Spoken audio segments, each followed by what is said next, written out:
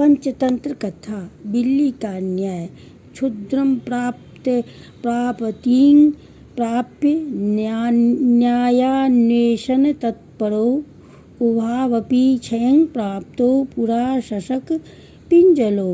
नीच और लोभी को पंच बनाने वाले दोनों पक्ष नष्ट हो जाते हैं। एक जंगल के जिस वृक्ष की शाखा पर मैं रहता था उसके नीचे के तने में एक हेल के अंदर कपिंजल नाम का तीतर भी रहता था। शाम को हम दोनों में खूब बातें होती थी। हम एक दूसरे को दिन भर के अनुभव सुनाते थे और पुरानों की कथाएं कहते थे।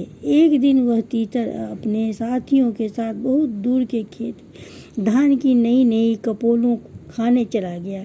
बहुत रात बीते भी जब वह नहीं आया तो मैं बहुत चिंतित होने लगा। मैंने सोचा कि किसी बधिक ने जाल में न बांध लिया हो या किसी जंगली बिल्ली ने खा लिया हो। बहुत रात बीतने के बाद उस वृक्ष के खाली पड़े खोल में सिग्रिगो नाम का खरगोश घुस आया। मैं तो तीतर के वियोग में इतना दुखी था कि उसे रोका नहीं। दूसरे दिन कपिंजल अचानक ही आ गया। धान की नई नई कोपलों खाने के बाद वह खूब मोटा ताजा हो गया था। अपनी खोल में आने पर उसने देखा कि वहाँ एक खरगोश बैठा। उसने खरगोश को अपनी जगह खाली करने को कहा। खरगोश भी तीखे स्वभाव का था। बोला, यह घर अब तेरा नहीं है। बापी, कूप, तालाब और वृक्ष के घरों का यही नियम है कि जो भी उसमें बसेरा कर ले उसका ही वह घर हो जाता है। घर का स्वामित्व केवल मनुष्यों के लिए होता है। पक्षियों के लिए गृह स्वामित्व का कोई विधान नहीं है।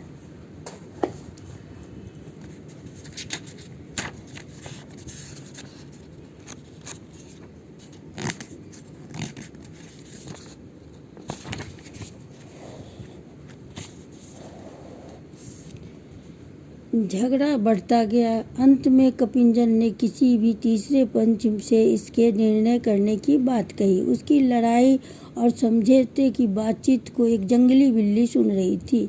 उसने सोचा, मैं ही पंच बन जाऊं तो कितना अच्छा है। दोनों को मारकर खाने का अवसर मिल जाएगा।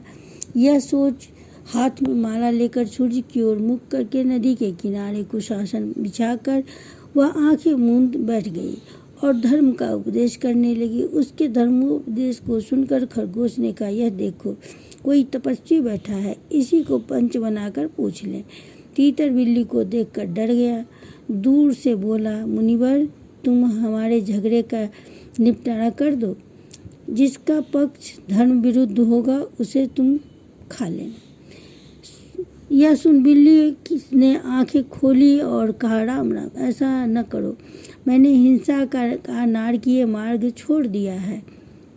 अतः मैं धर्म विरोधी पक्ष वाले को भी हिंसा नहीं करूँगी। हाँ, तुम्हारा निर्णय करना मुझे स्वीकार है, किंतु मैं वृद्ध हूँ, दूर से तुम्हारी बात नहीं सुन सकती। पास आकर अपनी बात को। बिल्ली की बात पर दोनों को विश्वास हो गया। दोनों ने उसे पंच मान लिया और उसके पास आ गए। उसने भी झपटा मारकर दोनों को एक साथ ही पंजों में दबोच लिया। इसी कारण मैं कहता हूँ कि नीच और व्यसनी को राजा बनाओ तो तुम सब नष्ट हो जाओगे। इस दिव्यांध उल्लू को राजा बनाओगे तो वह भी रात को अंधेरे में तुम्हारा नाश कर देगा। कौवे की बात सुनकर सब पक्षी उल्लू को राजमुकुट पहनाए बिना चले गए। केवल अभिषेक की प्रतीक्षा करता हुआ उल्लू उसकी मित्र कृकालिका और कौवा रह गए। उल्लू ने पूछा, मेरा अभिषेक क्यों हुआ?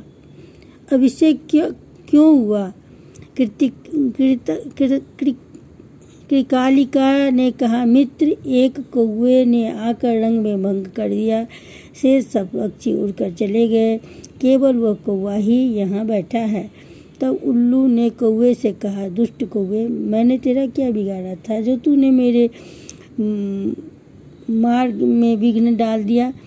आज से मेरा तेरा वंश परंपरागत बैर रहेगा। यह कहकर उल्लू वहाँ से चला गया। कौवा बहुत चिंतित हुआ, वहीं बैठा रहा। उसने सोचा, मैंने अकारण ही उल्लू से बैर मोल ले लिया। दूसरे के मामलों में हस्तक्षेप करना और कटु सत्य कहना भी दुखप्रद होता है।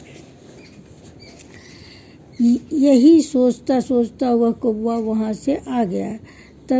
तभी से कौवों और उल्लुओं में स्वाभाविक बैर चला आता है। कहानी सुनने के बाद मेघवर्ण ने पूछा, अब हमें क्या करना चाहिए?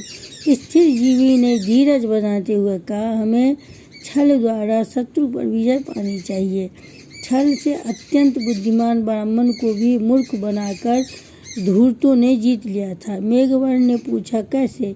स्थिर जीवी ने तब धूर्तों और ब्राह्मणों की यह कथा सुनाई।